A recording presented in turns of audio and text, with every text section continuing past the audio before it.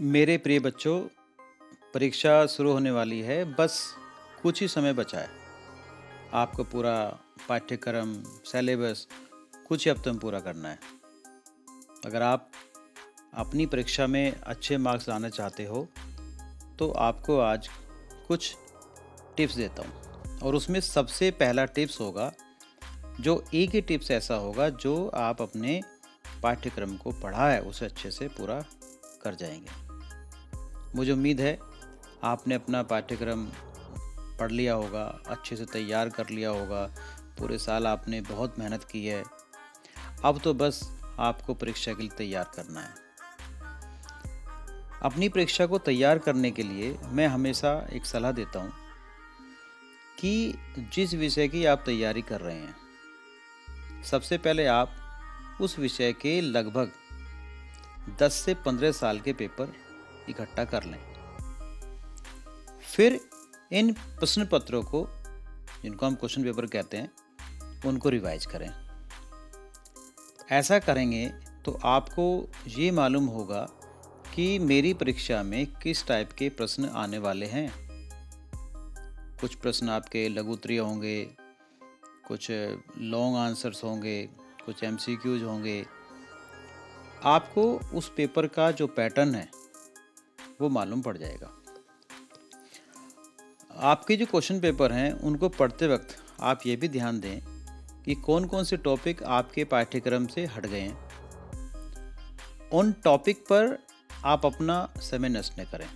आपको यह भी मालूम होना चाहिए कि कौन सा चैप्टर कितने मार्क्स का आता है। आपकी तैयारी का फोकस चैप्टर्स के मार्क्स के आधार पर जरूर होना चाहिए। जिन चैप्टर के मार्क्स ज़्यादा हैं उन पर आपका फोकस बहुत पहले और जल्दी और ज़्यादा होना चाहिए। कहीं ऐसा ना हो कि किसी चैप्टर के मार्क्स कम अलॉट हों और आप उस चैप्टर पर ज़्यादा समय दे रहे हों। तो आप इस बात का विशेष ध्यान रखें।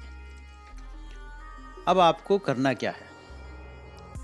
जो क्वेश्चन पेपर आपने एकत्रित किए हैं उन्हें एक एक कर पहले लिखकर, समझकर, हाइलाइटर से तैयार करें। ऐसा करने से क्या होगा? आपका आत्मविश्वास बढ़ेगा।